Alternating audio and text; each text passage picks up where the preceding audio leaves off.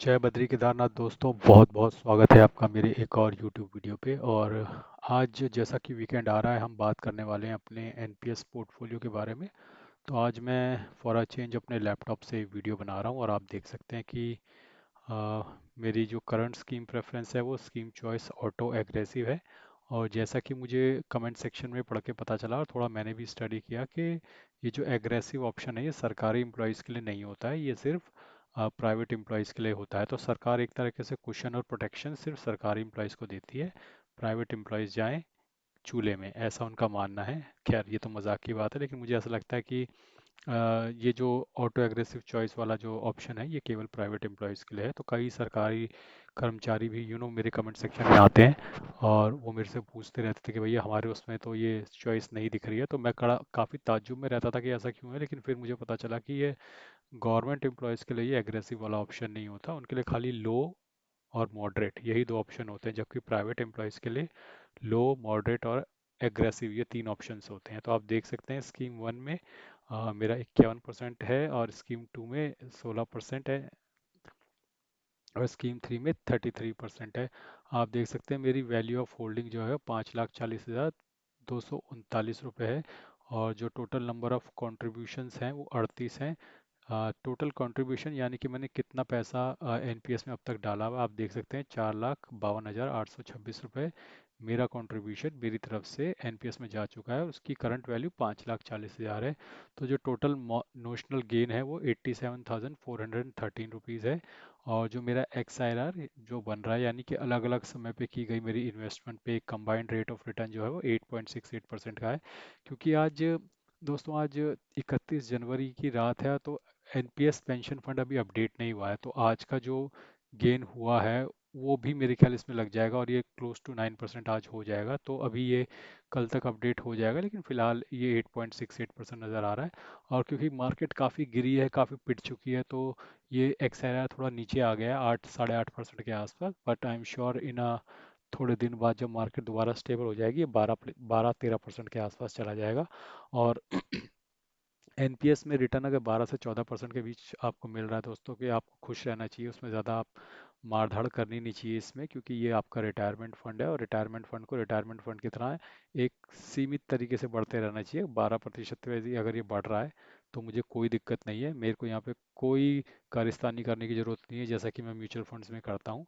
तो यहाँ पर मैं नियमित तरीके से, मेरा एम्प्लॉयर जो है आप देख सकते हैं 7,618 रुपये नियमित तरीके से हर महीने में मेरे एनपीएस अकाउंट में डालता रहता है। और मुझे इस पे भी टैक्स बेनिफिट मिलता है जो एम्प्लॉयर कंट्रीब्यूशन होता है, प्लस जो मैं एडिशनल कंट्रीब्यूशन करता हूँ, जैसा कि आप यहाँ देख सकते हैं वॉलंटरी कंट्रीब्यूशन 12 अगस्त 2024 को मैंने किया है 50,000 रुपये। तो दोनों पे मुझे टैक्स बेनिफिट मिलता है। और जैसा कि आप देख सकते हैं कि अप्रैल का मेरा जो डिडक्शन था वो मई में कटा है, मई का डिडक्शन 31 मई को कटा है, जून का 27 जून को कटा है, जुलाई का 5 अगस्त को कटा है, वॉलंटरी कंट्रीब्यूशन मैंने 12 अगस्त को कर दिया था, अगस्त का सितंबर में कटा है, सितंबर का भी सितंबर में कटा है, अक्टूबर का 30 अक्टूबर को कट गया और नवंबर का 2 दिसंबर को कटा है, दिसंबर का 30 दिसंबर को कटा है। और अभी इसमें मेरी सैलरी ऑलरेडी क्रेडिट हो चुकी है, तो जनवरी की अभी तक स्टेटमेंट अपडेट होकर नहीं आई है। जनवरी का भी मेरा एनपीएस कट चुका है, लेकिन फ़िलहाल स्टेटमेंट में नज़र नहीं आ रहा है, जैसा कि आप ये देख सकते हैं कि 31 जनवरी तक यहाँ पर ये अपडेट हो चुका है। तो इसमें आपको एनएवी भी नज़र आ जाएगी, यूनिट्स भी नज़र आ जाएंगे और उस यूनिट के अगेंस्ट आपको ये सब दिख जाएगा कि कौन कौन सी स्कीम में है, जैसे ये आप देख सकते हैं। तो सब में यहाँ पे अपडेटेड है। और चार्ज जो होता है इसमें काफ़ी कम होता है, आप देख सकते हैं बहुत ज़्यादा चार्ज नहीं होता एनपीएस में। और ये सारी इन्वेस्टमेंट कर कर आके जो है इस वक्त जो कंबाइंड वैल्यू बनकर आ रही है वो आ रही है 5,40,239 रुपये यहाँ पर आपको नज़र आ रही है। और ठीक ठाक प्रॉफिट है इसमें, ये 1,03,000 तक चला गया था, लेकिन जो फॉल हुआ है उसमें 16-17 हज़ार का प्रॉफिट उड़ गया है। खैर उसमें तो कोई दिक्कत की बात नहीं है, ये प्रॉफिट तो देर से फिर वापस आ जाएगा। ये रिटायरमेंट फंड है, इसमें मैं ज़्यादा छेड़खानी नहीं करता हूँ, इसमें अपना आराम से कटता रहता है पैसा। और H D F C pension fund management में मेरा अकाउंट है और आई एम श्योर जल्द ही ये दोबारा 12-13% की एक्स आई आर पकड़ लेगा और फिर ये आराम से मैं अपने रिटायरमेंट जिसमें लगभग 20 साल का समय है वहाँ तक इसमें इन्वेस्ट करता रहूँगा अपनी जॉब के थ्रू। और आई एम श्योर कि by the time I will retire इसमें एक अच्छा खासा कॉर्पस यहाँ पे जमा हो जाएगा।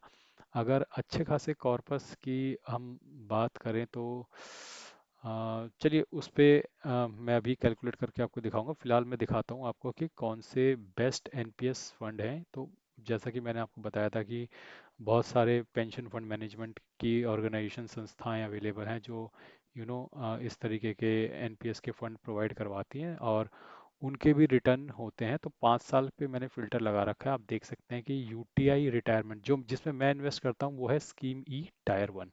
तो हम स्कीम ई टायर वन को ही देखेंगे और देखेंगे कि सबसे अच्छे रिटर्न 5 साल की अवधि में किसने दिए हुए हैं। तो आप देख सकते हैं UTI retirement solution pension fund scheme E tier one जो मेरा वाला है, 16.9% का इसने रिटर्न दे रखा है पिछले 5 साल में सालाना। हर साल लगभग 17% ये रिटर्न देता है। उसके बाद आता है ICIC prudential pension fund scheme E tier one, यही वो है जिसमें मैंने इन्वेस्ट कर रखा है। इसने 16.80% का सालाना रिटर्न दिया है पिछले 5 साल में, जो कि काफ़ी अच्छा है। एनपीएस में अगर आप देखा जाए तो बहुत अच्छे रिटर्न मिल रहे हैं, और कई म्यूचुअल फंड से ज़्यादा रिटर्न मिल रहे हैं। फिर आई ये छोड़ देता है क्योंकि तो टायर टू है, स्कीम ई टायर टू, इसमें मैं नहीं हूँ। ये भी छोड़ दे, ये है स्कीम ई टायर वन। फिर आता है Kotak pension scheme E tier one, तो इसने भी 16.8% का रिटर्न दे रखा है।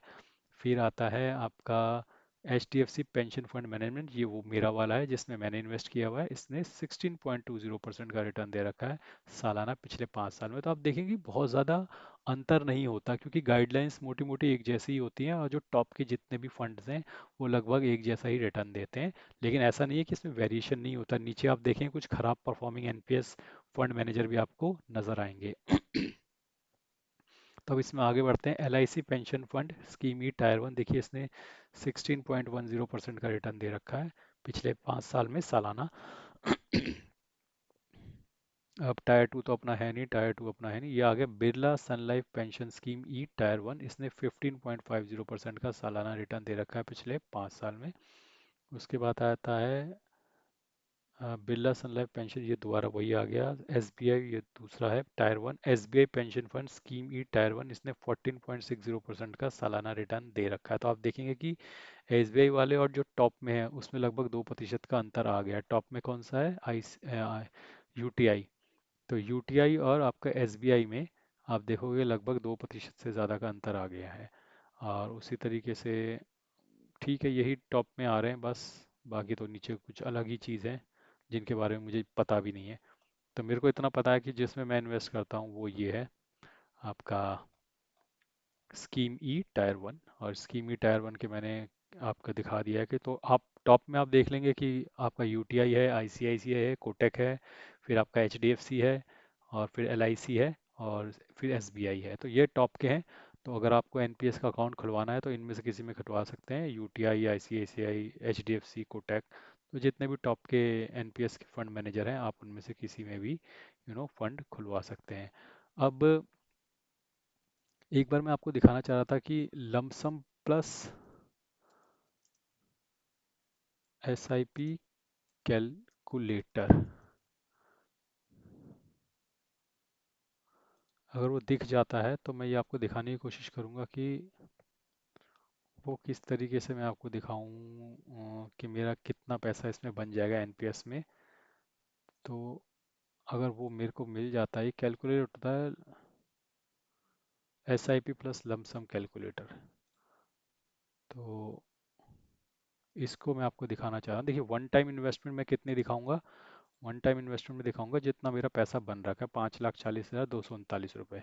तो 5,40,000, 5,40,239 रुपये मैं अपना वन टाइम इन्वेस्टमेंट दिखा रहा हूँ, जितना मेरा ऑलरेडी कॉर्पस बन चुका है। फिर मंथली इन्वेस्टमेंट मेरी कितनी हो रही है, इसमें हो रही है 7,618 रुपये। लेकिन जैसे जैसे मेरी बेसिक बढ़ेगी तो ये फिगर बढ़ती भी चली जाएगी, क्योंकि ये फिगर बढ़ती चली जाएगी मेरी बेसिक के बढ़ते बढ़ते। तो मैं पूरी ज़िंदगी, ये आने वाले 20 सालों तक मैं 7,618 ही इन्वेस्ट नहीं करूँगा। जाहिर सी बात है जैसे जैसे मेरा बेसिक बढ़ता जाएगा तो ये फिगर भी बढ़ती जाएगी। लेकिन फिलहाल मैं इतने से ही कैलकुलेट करके दिखाता हूँ कि मान लो मैं पूरी ज़िंदगी 7,618 ही पे करता हूँ और 12% का मुझे रिटर्न मिलता है। तो रिटायरमेंट पे आज जो 20 साल बचे हैं मेरी रिटायरमेंट में, मुझे कितना कॉर्पस बन जाएगा, ये मैं आपको दिखाने की कोशिश कर रहा हूँ इसमें से। तो देखिए, तो जो मेरा लमसम इन्वेस्टमेंट है वो 52,11,304 रुपये बन जाएगा। और जो मंथली इन्वेस्ट कराऊंगा मैं वो है एक 18,28,320। Monthly investment will grow to 76,11,509। तो यानी कि मेरा लमसम जो है वो 52 लाख बन जाएगा, और ये जो मेरा एस आई पी है 76 लाख बन जाएगा। तो 52 + 76 लाख यानी लगभग 1,28,00,000 तो ये ऐसे ही बन जाएगा। मुझे कुछ भी नहीं करना है, सिर्फ एनपीएस पे रेगुलरली इन्वेस्ट करते रहना है और 1,28,00,000 रुपया बन जाएगा। लेकिन यहाँ पे ट्विस्ट है, क्योंकि मेरा बेसिक जो है उसके हिसाब से 7,618 इस वक्त कट रहा है, लेकिन जैसे जैसे मेरा बेसिक बढ़ेगा अगले 20 सालों में तो ये फिगर भी बढ़ेगा। तो मैं इस फिगर को एक एवरेज फिगर पकड़ लेता हूँ कि 12,000 लगा लेता हूँ। हालांकि मेरा तो 12 से ऊपर भी चला जाएगा और कुछ समय तक 12 से नीचे भी रहेगा, लेकिन मैं एवरेज 12,000 पकड़ रहा हूँ कि 12,000 मेरी एसआईपी लगेगी इसमें। तो अब देखते हैं ये कितना हो जाता है। तो अब आप देखिए दोस्तों कि वो लमसम वाला तो उतना ही रहेगा, 52,11,304।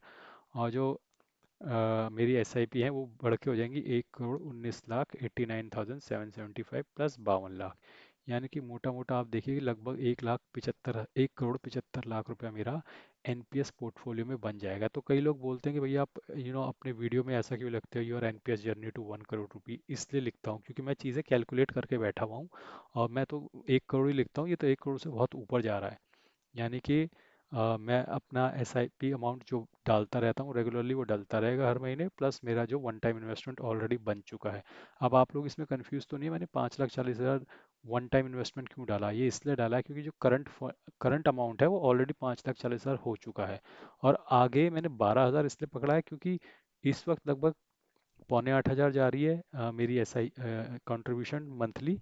लेकिन आगे जैसे जैसे मेरा बढ़ेगा अमाउंट बेसिक, तो वो ज़्यादा भी चली जाएगी, 12 के बाद 15, 16, 18, 20 तक भी चली जाएगी। लेकिन मैंने 12,000 पकड़ लिया ताकि अभी कुछ साल जब वो कम रहेगी प्लस कुछ साल वो ज़्यादा रहेगी, उसकी एक मैंने बीच का फिगर पकड़ लिया कि 12,000 मंथली एस आई पी। तो आप देखोगे कि 52 लाख तो वन टाइम इन्वेस्टमेंट बन जाएगा मेरा, ये 5,40,000 जो है 52 लाख हो जाएगा।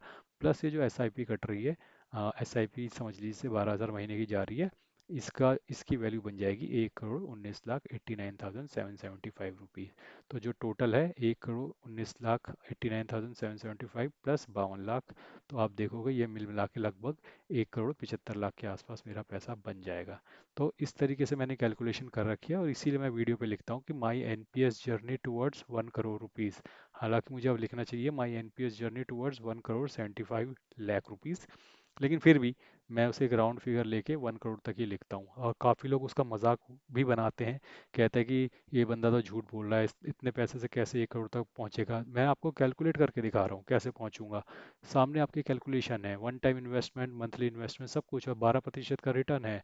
आप गूगल कर लीजिए, एनपीएस एवरेज 12% का रिटर्न देता है। इस वक्त मार्केट डाउन है इसलिए वो 0.9% दिख रहा है, लेकिन एक बार मार्केट ट्रैक पे आ जाएगी तो 12% से भी ऊपर चला जाएगा।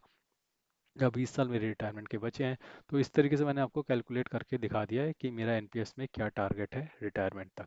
तो दोस्तों आज के लिए बस इतना ही। धन्यवाद, गुड बाय, जय बद्री केदार।